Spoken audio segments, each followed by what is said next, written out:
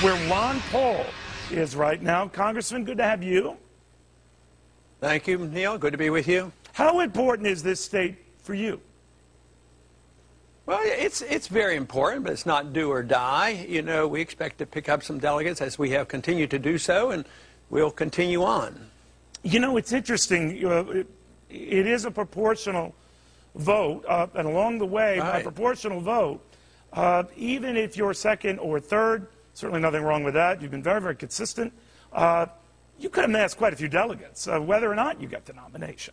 And certainly you have a powerful voice. I know you obviously want that nomination.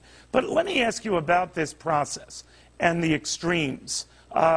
You've seen the leaders go up and down. Now Iowa's been recertified to show Santorum won and not Romney. South Carolina, where Romney was winning, he might lose. What's going on within your party? Well, I don't think the message is very clear. I have a very clear message, but I'm challenging the status quo. The rest of the candidates are part of the status quo, and nobody seems to be happy because they don't see what difference they're going to make. So their numbers come and go, but if you look at ours, you know, there was one time, not too many months ago, they knew that we had a significant group of people that were interested in what I was doing and having a precise definition of what government should be doing. But the ceiling was always 8 or 9%. You know, yeah, he's doing okay, but there's a ceiling.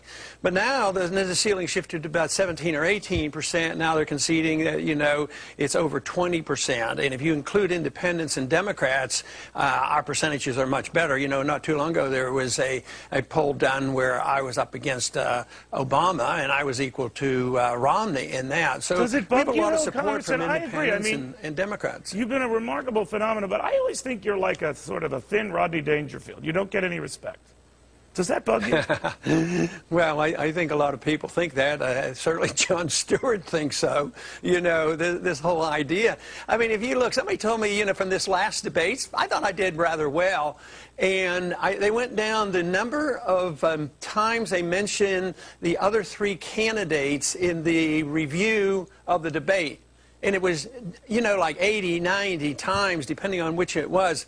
I was mentioned one time in all the discussion of the debate after it was over. Right.